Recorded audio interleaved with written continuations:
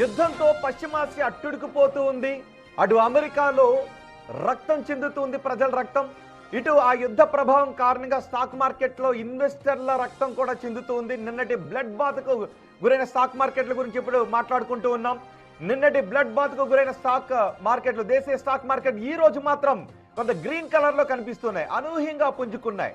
ఇది short recovery అయి ఉండొచ్చు అని కూడా మాటలు వినిపిస్తున్నాయి. మరోవైపు గ్లోబల్ మార్కెట్ల నుంచి వచ్చిన సానుకూల సంకేతాలతో పాటు కీలక రంగాల్లో కొనుగోళ్ల మద్దతు లభించడంతో దలాల్ స్ట్రీట్ లాభాల్లో కొనసాగుతుంది. ప్రస్తుతం సెన్సెక్స్ ఏకంగా 870 పాయింట్ల పైగా ఎగబాకి ఇన్వెస్టర్లలో జోషును నింపింది.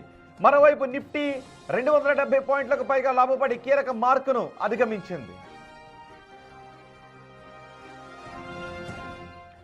మా ప్రతినిధి శివ మనకు అందుబాటులో ఉన్నారు. శివ, మార్కెట్ అనలిస్టులు ఏం చెబుతున్నారు? యుద్ధ వాతావరణం కొనసాగుతూనే ఉంది, రోజు రోజుకి యుద్ధ తీవ్రత పెరుగుతూనే ఉంది. మార్కెట్లో ఇప్పటి వరకు బ్లడ్ బాత్ కనిపించింది, కానీ ఈ రోజు మాత్రం మార్కెట్లు రెడ్ నుంచి గ్రీన్ కలర్ లో కనిపిస్తున్నాయి.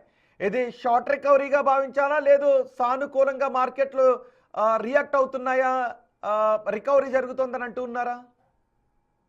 ఈ యుద్ధ ప్రభావం అనేది వివిధ రంగాలతో పాటు స్టాక్ మార్కెట్లపై కూడా ప్రభావం చూపిస్తోంది. ఇక నిన్నటి బ్లడ్ బాత్ గురైన దేశీయ స్టాక్ మార్కెట్ ఈ రోజు అనూహ్యంగా పుంజుకున్నాయి. గ్లోబల్ మార్కెట్ నుంచి వచ్చిన సానుకూల సంకేతాలతో పాటు కీలక రంగాల్లో కొనుగోళ్లకు మద్దతు లభించడంతో ఈ దలాల్ స్ట్రీట్ లో లాభాల్లో కొనసాగుతున్నాయి. ఈ ఎన్ఎస్సి సెన్సెక్స్ కానీ నిఫ్టీ కానీ పాయింట్లు హై అయి లాభపడ్డాయి. అంటే సెన్సెక్స్ ఏకంగా 770 పాయింట్లు ఎగపాకి ఇన్వెస్టర్లలో ఎవరైతే ఇన్వెస్టర్లు ఉన్న వారిలో జోష్ నింపింది. మరోవైపు నిఫ్టీ కూడా 270 పాయింట్లు పైగా ఎగబాకి లాభాలకు కీలక అడుగులు పడుతున్నాయి. అందరూ కూడా ఇప్పటి వరకు కొంత నష్టాల్లో ఉన్న మదుపర్లు ఎవరైతే ఉన్నారో ఇన్వెస్టర్లందరూ కూడా కొంత సంతోషం వ్యక్తం చేస్తున్నారు. ఇక అంతర్జాతీయ మార్కెట్లో గత కొన్ని రోజులుగా పెరుగుతున్న ముడి చమురు ధరలు ఇటు స్వల్పంగా తగ్గుముఖం పట్టాయి. అంటే పశ్చిమాసియా దేశాల్లో యుద్ధం ఏదైతే కొనసాగుతుందో, ఇటు 28వ తేదీన ప్రారంభమైన యుద్ధం, మార్చి 28న ప్రారంభమైన యుద్ధం ఈ రోజు వరకు కూడా 21వ రోజు కూడా కొనసాగుతుంది. దీనివల్ల వివిధ రంగాలపై యుద్ధ ప్రభావం పడుతుంది. దాని ద్వారా ఇబ్బందులు పడుతున్నారు. ఈ స్టాక్ మార్కెట్ పై కూడా దీని ప్రభావం ఉన్న నేపథ్యంలో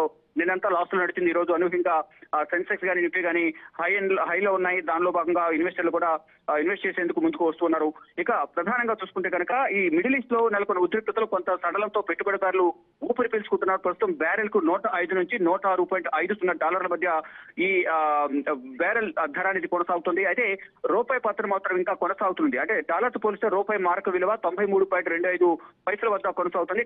గ్లోబల్ మార్కెట్ లో డాలర్ ఇండెక్స్ లో బలోపేతం కావడం రూపాయిపై ప్రభావం చూపుతుందంటూ కూడా నిపుణులు చెప్తున్నారు. అటు బంగారం, వెండి ధరలు కూడా నేల చూపులు చూస్తున్నాయి. 24 క్యారెట్ల తులం బంగారం ఇవాళ 650 రూపాయలు పెరిగింది. దీంతో ఈ రోజు బంగారం రేటు 1,50,930కి చేరింది. హైదరాబాద్ మార్కెట్ లో కిలో వెండి 2,64,900 కొనసాగుతుంది. అయితే ఈ స్టాక్ మార్కెట్ లో అప్ అండ్ డౌన్స్ అనేవి సర్వసాధారణంగా కొనసాగుతాయి. కానీ యుద్ధ ప్రభావం అనేది కూడా ఈ స్టాక్ మార్కెట్ల పడడం వల్ల ఇన్వెస్టర్లు కొంత ఆచితూచి ఇన్వెస్ట్ చేస్తున్న పరిస్థితి కనిపిస్తుంది. కానీ ఈ రోజు మాత్రం సెన్సెక్స్ గారు అలాగే నిఫ్టీ కూడా లాభాల బాటలో ఉన్న నేపథ్యంలో ఇన్వెస్టర్లు కూడా జోష్ లో ఉన్నారు. రోహిత్, అంటే నిన్న భారీగా పతనమయ్యాయి కాబట్టి షార్ట్ రికవరీగా చూడాలా, లేదు మార్కెట్లు ఈ రోజు పుంజుకున్నాయి కాబట్టి ఇక పుంజుకునే దిశగా బౌన్స్ బ్యాక్ అవుతాయి అని అనుకోవాల్సిన అవసరం ఉంటుందా?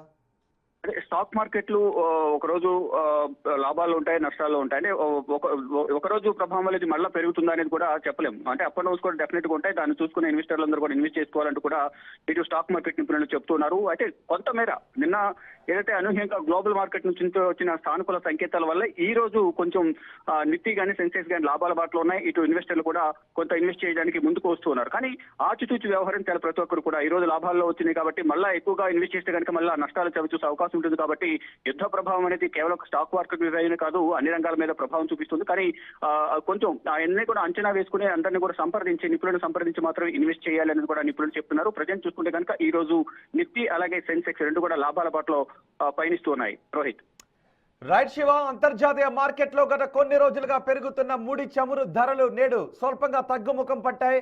మిడిల్ ఈస్ట్ లో నెలకొన్న ఉద్రిక్త పరిస్థితులు కొంత సడలటంతో పాటు పెట్టుబడిదారులు ఊపిరి పీల్చుకుంటూ ఉన్నారు.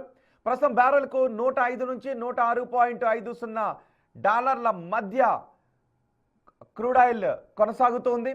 అయితే రూపాయి పతనం మాత్రం ఇంకా కొనసాగుతూనే ఉంది. డాలర్తో పోల్చితే రూపాయి మార్కం విలువ ప్రస్తుతం 93.25గా ఉంది. గ్లోబల్ మార్కెట్లో డాలర్ ఇండెక్స్ బలోపేతం కావడం రూపాయిపై ప్రస్తుతం ప్రభావాన్ని చూపిస్తుంది. ఇటు బంగారం, వెండి ధరలు కూడా నేల చూపులే చూస్తూ ఉన్నాయి.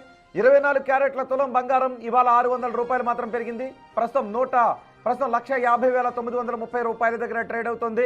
హైదరాబాద్ మార్కెట్లో కిలో వెండి 2,64,900 రూపాయలుగా ఉంది.